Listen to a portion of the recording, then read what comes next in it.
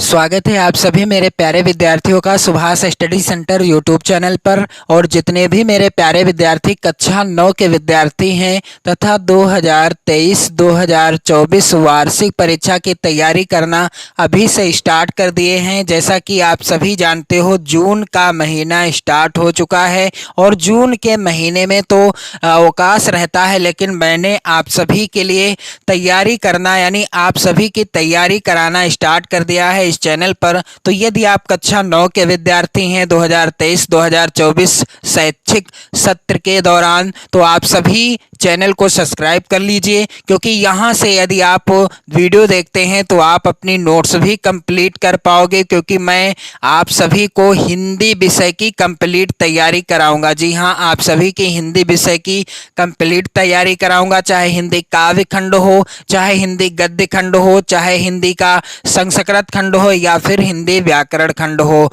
और इसी क्रम में मैं आपके लिए लेकर के आया हूं हिंदी काव्य खंड का जो पहला ही पाठ है, जिसका नाम है साखी। और साखी शीर्षक पाठ के रचयिता कौन हैं? कबीर दास जी हैं। कबीर दास जी के द्वारा रचित है साखी शीर्षक पाठ। और आज के इस वीडियो में मैं आपको पढ़ाऊंगा कबीर दास जी की साखी संख्या 12, जो कि इस प्रकार से है मेरे प्यारे बच्चों। यहू ऐसा संसार है जैसा सैंबल फूल, दिन दस के व्यवहार को झूठे रंग न भूले। तो यहाँ पर आप देखेंगे इस साखी का संदर्भ, प्रसंग, व्याख्या और काव्य सौंदर्य। और आप सभी से एक छोटा सा निवेदन है, यदि आपने इसके पहले कबीर दास जी की साखी संख्या 11, कबीर कहाँ गरवियो ऊंचे देख आवास, और कबीर दास जी की साखी संख्या 10, जो कि इस प्रकार से है, जब मैं था तब हरि नहीं, अब हरि है मैं नाही। और कबीर दास जी की साखी संख्या 9, झूठे सुख को सुख कहें मानत है मनमोद। और कबीर दास जी की ही साखी संख्या 8, अंखड़ियां झाई पड़ी पंथ निहार निहारी। और इसके बाद साखी संख्या 7, जो कि इस प्रकार से है, कबीर चित्त चमकिया चहु दिस लागी लाए। और कबीर दास जी की साखी संख्या 6, भगति भजन हरि नाव है दूजा दुख अपार। और कबीर दास जी की साखी संख्या 5, जब मैं था तब गुरु नहीं, अब गुरु हैं हम नाही। और कबीर दास जी की ही साखी संख्या 4, माया दीपक नर पतंग भ्रम भ्रम इवै पड़ंत। और कबीर दास जी की साखी संख्या 3, ज्ञान प्रकाश्या गुरु मिल्या सो जिन विसरि जाए। और कबीर दास जी की साखी नंबर 2, राम नाम के पट तरे देवे कौ कछु नाही। और इसके बाद कबीर दास जी की पहली साखी, जो कि इस प्रकार से है, सतगुर हमसु रीझ करी एक कहया प्रसंग, बरस्या बादल प्रेम का भीज गया सब अंग।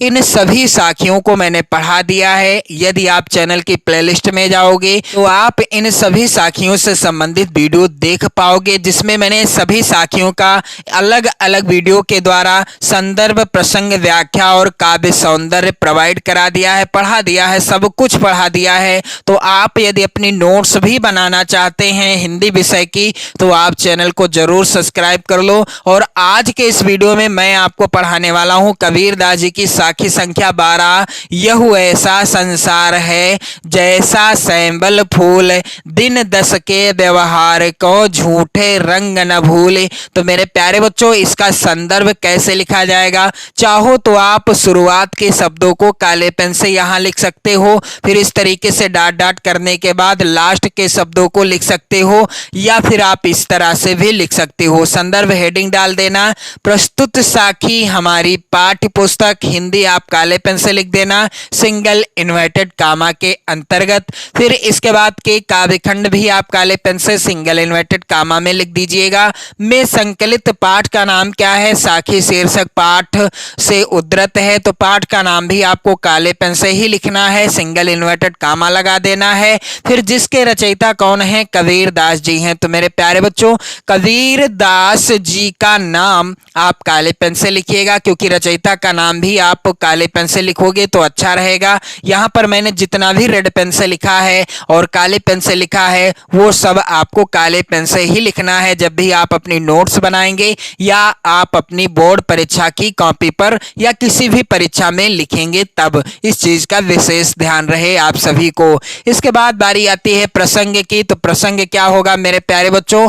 इस साखी में कबीर ने संसार को सेमल का फूल बताते हुए अल्पकालीन सांसारिक रंगीनियों में ना फंसने का उपदेश दिया है। इस साखी के अंतर्गत कबीर दास जी ने संसार को क्या बताया है, यानी संसार की तुलना किसके साथ की है? सेमल के फूल से की है, और बताया है कि यह जो सेमल का फूल है यह अल्पकालिक यानी अल्पकालीन के समय होता है, यानी यह जो संसार है सेमल के फूल के समान है, जहां सांसारिक रंगनियों में आपको नहीं फंसना है, यानी संसार की जो मोह माया है इसमें आपको नहीं फंसना है। तो चलिए मैं आपको पहले सरल व्याख्या बता दूं इस साखी की, और मैं 100% की गारंटी लेता हूं कि आप यदि वीडियो को अच्छे से देखोगे तो आपको व्याख्या रटना नहीं पड़ेगा। कोई भी साखी हो, इसके पहले भी 11 साखी मैंने आपको पढ़ा दी हैं, सभी की व्याख्या आपको रटना नहीं पड़ेगा यदि आप वीडियो अच्छे से देखोगे और नोट्स बनाओगे। तो चलिए इसकी व्याख्या क्या हो जाएगी? यहू ऐसा संसार है जैसा सैंबल फूल, दिन दस के व्यवहार को झूठे रंग न भूले। कबीर दास जी कहते हैं कि यह संसार सेमल के फूल के समान है। यह ऐसा संसार है जैसा सैंबल फूल। यह संसार जो है यह किसके समान है? सेमल के फूल के समान है, क्योंकि सेमल का फूल देखने में तो सुंदर होता है किंतु उसमें सुगंध नहीं होती। सेमल का फूल कैसा होता है? देखने में तो अच्छा लगता है, सुंदर लगता है, लेकिन उसमें किसी भी तरह की सुगंध नहीं होती। ठीक उसी प्रकार से संसार की वस्तुएं ऊपर से देखने में ही सुंदर लगती हैं।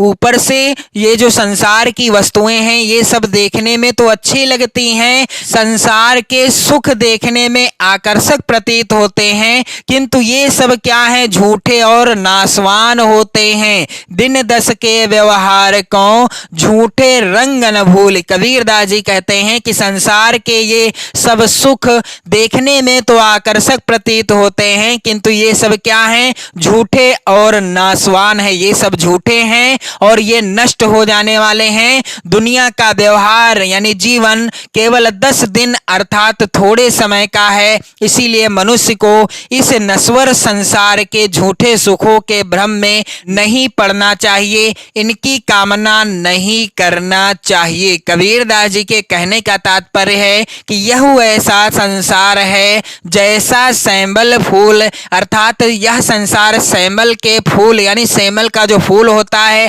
ठीक उसी के समान है, क्योंकि सेमल का फूल देखने में सुंदर लगता है, संसार भी देखने में सुंदर लगता है, लेकिन सेमल के फूल में किसी भी तरह की कोई भी सुगंध नहीं होती। ठीक उसी प्रकार से इस संसार की वस्तुएं जो हैं ये ऊपर से तो देखने में सुंदर लगती हैं, संसार के सुख देखने में आकर्षक प्रतीत होते हैं, किंतु ये सब क्या है? झूठे और नाशवान होते हैं। अर्थात दुनिया का व्यवहार, दिन दस के व्यवहार को, दुनिया का जो व्यवहार होता है यह जो होता है थोड़े समय का होता है, अर्थात केवल 10 दिन। मेरे कहने का तात्पर्य है कबीर दास जी कहते हैं कि दुनिया का जो व्यवहार है यानी हमारा जो जीवन है केवल 10 दिन अर्थात थोड़े समय का है। 10 दिन का ही नहीं, अर्थात कहने का तात्पर्य है थोड़े समय का है। एक कहावत है ना कि 4 दिन की चांदनी फिर अंधेरी रात। तो यहाँ पर कबीर दास जी कहते हैं कि दुनिया का व्यवहार यानी जो हमारा जीवन है केवल यानी थोड़े समय का है,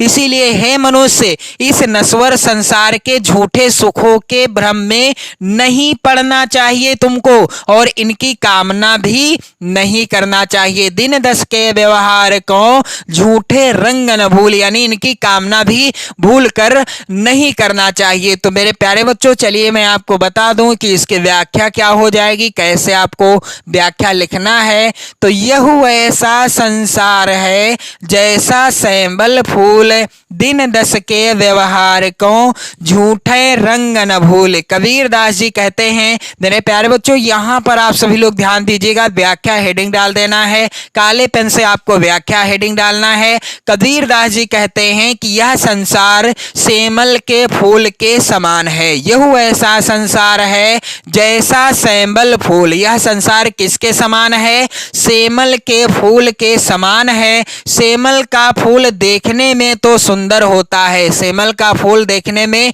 कैसा लगता है? देखने में तो बहुत ही सुंदर लगता है, किंतु उसमें सुगंध नहीं होती है। सेमल के फूल में किसी भी तरह की कोई भी सुगंध नहीं होती है। और इसी प्रकार संसार की वस्तुएं ऊपर से देखने में ही सुंदर लगती हैं, संसार के सुख देखने में आकर्षक प्रतीत होते हैं, किंतु ये सब क्या है? दिन दस के व्यवहार को झूठे रंग न भूल। कबीरदास जी कहते हैं कि ये सब क्या है? ये सब नासवान है, ये सब झूठे हैं और नासवान है, यानी झूठे हैं और नासवान भी होते हैं। दुनिया का जो व्यवहार है अर्थात हमारा जो जीवन है यह क्या है? कुछ ही समय का है। कहने का तात्पर्य है केवल 10 दिन, अर्थात हमारा जो जीवन है केवल 10 दिन अर्थात थोड़े समय का है। इसीलिए मनुष्य को इस नश्वर संसार के झूठे सुखों के भ्रम में नहीं पड़ना चाहिए। दिन दस के व्यवहार को झूठे रंग न भूल। कबीरदास जी कहते हैं कि इसीलिए मनुष्य को इस नश्वर संसार के झूठे सुखों में या झूठे सुखों के भ्रम में नहीं पड़ना चाहिए, इनकी कामना नहीं करनी चाहिए, यानी इन सुखों की कामना हमें नहीं करनी चाहिए। चलिए इसका काव्य सौंदर्य क्या होगा? तो पहला बिंदु है भाषा। तो मैंने आपको बताया ना कि कबीरदास जी की जितनी भी साखियां हैं आपकी पाठ्य पुस्तक में, सभी साखियों की भाषा क्या है? सधुक्कड़ी भाषा है। और रस कौन सा है? सभी साखियों में शांत रस है। छंद कौन सा है? सभी साखियों में कौन सा छंद है? दोहा छंद, यानी जितनी भी साखियां हैं दोहा छंद में लिखी गई हैं। अलंकार यहाँ पर कौन सा है? उपमा अलंकार है, क्योंकि संसार की उपमा यानी तुलना सेमल के फूल के समान की गई है, यानी सेमल के फूल से की गई है। यह ऐसा संसार है जैसा सेमल फूल, दिन दस के व्यवहार को झूठे रंग न भूल। उम्मीद करता हूं मेरे प्यारे बच्चों आप सभी को व्याख्या अच्छे से समझ में आ गई होगी। आप वीडियो को लाइक कर देना, शेयर कर देना और अपनी नोट्स भी बनाते रहना। इसके बाद मैं लेकर के आऊंगा आप सभी के लिए, यहाँ पर आप देख रहे हो कबीरदास जी की साखी संख्या 13, जो कि इस प्रकार से है। यही अवसर चेत्या नहीं, पशु ज्यों पाली देह, राम नाम जान्या नहीं, अंत पड़ी मुख खेह। तो इस साखी का भी मैं आपको संदर्भ, प्रसंग, व्याख्या और काव्य सौंदर्य बताऊंगा। तो आप इस वीडियो को जरूर शेयर कर दें, अपनी नोट्स बनाते रहें, चैनल को जरूर सब्सक्राइब कर लें। जय हिंद।